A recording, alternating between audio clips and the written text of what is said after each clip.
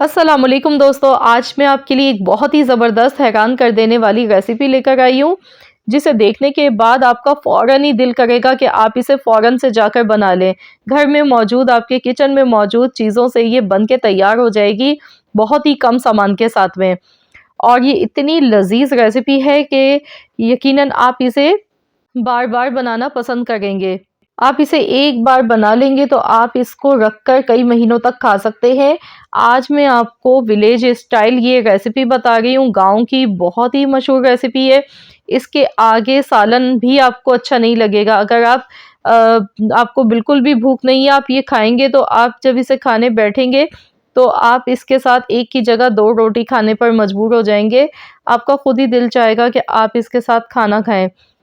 भूख को ये आपकी बढ़ा देगी। तो चलिए हम देख लेते हैं किस तरह से ये चटनी बना के तैयार की जाती है। तो इसके लिए आप देख सकते हैं मैंने यहाँ पर गोल वाली साबुत लाल मिर्चें ले ली हैं। 25 से 30 साबुत गोल वाली मिर्चें हैं मेरे पास। और मैंने यहाँ पर आधा पाव लहसुन लिया है, देसी लहसुन है छिला हुआ। और साथ ही में यहाँ पे मैंने लिया है साबुत धनिया। साबुत धनिया मैंने यहाँ पर लिया है 1.5 खाने का चम्मच, यानी कि 1.5 टेबल स्पून साबुत धनिया है और 1 टेबल स्पून साबुत ज़ीरा मैंने लिया है। तो इस क्वांटिटी में ये सारी चीज़ें मैंने ले ली हैं। तो चलिए हम चटनी बनाना शुरू करते हैं। तो इसके लिए फ्राई पैन लेंगे और इसमें हम डालेंगे मस्टर्ड ऑयल। तो यहाँ पर तकरीबन 3 टेबल स्पून के करीब मैंने मस्टर्ड ऑयल इसमें ऐड कर दिया है। तो सरसों के तेल में अगर आप ये चटनी बनाते हैं तो ज़्यादा मज़े की बनेगी। अगर आपके पास नहीं है तो फिर आप नॉर्मल जो कुकिंग ऑयल आपके यहाँ इस्तेमाल होता है वो भी आप यूज़ कर सकते हैं। तो यहाँ पर पहले ऑयल को अच्छी तरह से गर्म कर लिया था। जब इसमें से धुआँ निकलने लगा तो मैंने गैस का फ्लेम बंद कर दिया। दोबारा से अब मैंने गैस का फ्लेम ऑन किया है। इससे ये है कि जो इसकी एक कच्चेपन की स्मेल होती है वो ख़त्म हो जाती है। तो सरसों का तेल जब भी आप कुकिंग में यूज़ करते हैं तो इसका इस्तेमाल करने का तरीका यही होता है कि इसे खूब अच्छी तरह पहले गरम किया जाता है जब तक इसमें से धुआँ ना निकलने लगे। और जैसे ही इसमें से धुआँ निकलता है तो गैस का फ्लेम बंद कर देते हैं, इसे थोड़ा ठंडा कर लेते हैं। उसके बाद फिर इसे दोबारा से इस्तेमाल किया जाता है। तो यहाँ पर मैं इसे अच्छी तरह से फ्राई कर रही हूँ सभी चीज़ों को। साथ ही में इसमें मैंने डाल दिया है आधा चम्मच नमक। तो इसे भी अच्छी तरह से मिला लेते हैं। तो देखिए अभी से ही दिखने में कितनी कलरफुल ये चटनी लग रही है और ये बहुत ही फ़ायदेमंद है। और आप इसे किसी भी खाने के साथ खा सकते हैं, ये बहुत ही लाजवाब लगती है। नहीं तो आप इससे पूरा खाना अपना खा सकते हैं, आपको किसी भी सालन की ज़रूरत नहीं पड़ेगी जब आप ये चटनी बनाकर खाएँगे। इसे चटपटा बनाएँगे हम, तो मैं आपको आज ऐसा तरीका बता रही हूँ कि आप इस चटनी को एक बार बना लें और आप इसे 2 महीने तक रख के खा सकते हैं। या फिर इससे ज़्यादा भी आप इसे स्टोर कर सकते हैं, ऐसा तरीका आपको बताऊँगी।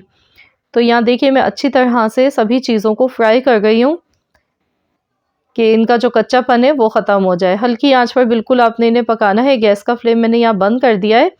तो इसे थोड़ा-सा पहले हम ठंडा होने देंगे, उसके बाद हमने यहाँ पर मिक्सी का जार ले लिया है। तो इसमें हम ये सारी चीज़ें ऐड कर देंगे। तो अब हमने क्या करना है कि इसे पीसना है।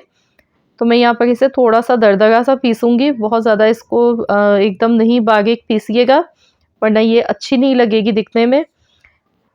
तो अब मैं इसमें इसे चटपटा बनाने के लिए डालूँगी यहाँ पे लेमन जूस। तो यहाँ पर देखिए मैंने नींबू का रस लिया है, तकरीबन 4 से 5 टेबल स्पून के करीब नींबू का रस लिया है।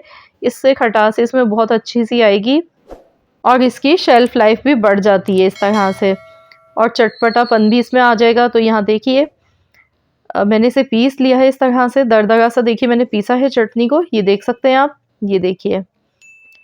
तो अभी हमने इसे मज़ीद और इसे फ्राई करना है, तो चलिए हम देख लेते हैं। तो सेम इसी फ्राई पैन में दोबारा से हमने यहाँ पर मस्टर्ड ऑयल लेना है। तो ऑयल का अगर आप इसमें थोड़ा-सा ज़्यादा इस्तेमाल करेंगे तो आप इसे लॉन्ग टाइम के लिए सेव कर सकते हैं। राई दाना मैंने यहाँ पर लिया है आधा चम्मच और इसमें थोड़ा-सा मैं डाल दूँगी कड़ी पत्ता। अगर आपके पास है कड़ी पत्ता तो आप इसमें ज़रूर डालिएगा, अगर नहीं है तो फिर स्किप कर दीजिएगा। इसके बिना भी आप इसे बना सकते हैं। तो अच्छी तरह से चटका लेते हैं इन चीज़ों को और इसके बाद मैं इसमें ऐड कर दूँगी ये पिसी हुई चटनी। ऑयल का इस्तेमाल मैंने यहाँ पे थोड़ा कम किया है क्योंकि मैंने थोड़ी सी चटनी बनाई है। अगर आप ज़्यादा बना गए तो आपने इसमें ऑयल का ज़्यादा इस्तेमाल करना है। अगर आपने इसे 3 से 4 महीने के लिए सेव करना आप चाहते हैं तो फिर आप ऑयल इसमें ज़्यादा डालेंगे। तो मिक्सी के जार में जो लगा रह गया था मसाला, वो भी मैंने इसमें थोड़े से पानी के साथ मिक्स करके ऐड कर दिया है। अब मैं इसे मज़ीद और फ्राई करूँगी। इससे ये होगा कि और भी ज़्यादा तली हुई मज़ेदार सी ये चटनी हमारी बनके तैयार होगी इस तरह से। तो कुछ देर तक इसे इसी तरह से मज़ीद और फ्राई कर लेते हैं। तो बहुत ही खुशबूदार, बहुत ही लाजवाब ये चटनी इस तरह से बनती है। देखते ही देखिए मुँह में पानी आ रहा है, इतनी लज़ीज़ चटनी बनी है।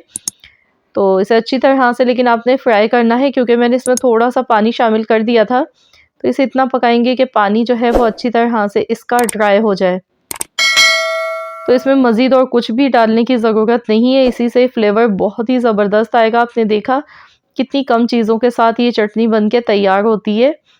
तो यहाँ पर देखिए मैं इसे अच्छी तरह से पकाती जा रही हूँ। गैस का फ्लेम मैंने बिल्कुल लो रखा है, हल्की आँच पर पकाना है। अगर आप तेज़ आँच पर पकाएँगे तो ये फ़ौरन से सभी चीज़ें आपकी जल जाएँगी और जो जायका हमें चाहिए वो सही से नहीं आ पाएगा। तो हल्की आँच पर पकाइएगा यहाँ पर। तो बस इस तरह से चटनी को देखिए मैंने फ्राई कर लिया है। ऑयल यहाँ पर आप देख सकते हैं मैंने बहुत ज़्यादा यूज़ नहीं किया, क्योंकि मैंने बहुत कम चटनी बनाई है। और बस अब इसे हम डिश आउट कर लेते हैं। गैस का फ्लेम यहाँ पर बंद कर देते हैं।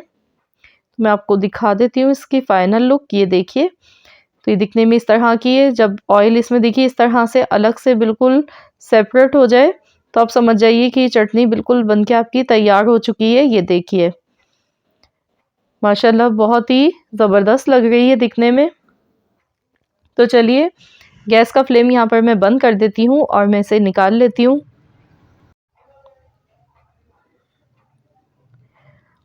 तो देखिए देखते ही मुंह में पानी आ रहा होगा। बहुत ही चटपटी, चटखारेदार, मज़ेदार सी ये चटनी बनी है हमारी। ये देखिए कलर कितना इसका खूबसूरत लग रहा है दिखने में। तो इस तरह से आप भी ये चटनी बनाकर आप इसे सेव कर सकते हैं। तो आप इसे फ्रिज में रख लीजिएगा बनाने के बाद, और जब आपको खाना हो तो आप ये चटनी निकालें और आप सर्व करें। आप इसे किसी भी खाने के साथ भी खा सकते हैं, आप इसे ब्रेकफास्ट में भी खा सकते हैं, या फिर आप इसे जब घर में कोई भी सालन मौजूद ना हो तो आप इसी चटनी से पूरा अपना खाना भी खा सकते हैं। तो ज़रूर इस रेसिपी को ट्राई कीजिएगा। अपना फीडबैक मुझे दीजिएगा कि आप सबको कैसी लगी है मेरी आज की ये रेसिपी। आई होप कि आप सबको रेसिपी ज़रूर पसंद आई होगी। रेसिपी अच्छी लगी तो प्लीज़ इस वीडियो को लाइक कर दीजिएगा, शेयर भी कर दीजिएगा अपने दोस्तों के साथ, फैमिली मेम्बर्स के साथ। और अगर आप मेरे चैनल पर नए हैं तो चैनल को सब्सक्राइब कर लें। मिलते हैं इंशाअल्लाह ताला नेक्स्ट रेसिपी के साथ। तो जब तक के लिए अल्लाह हाफ़िज़।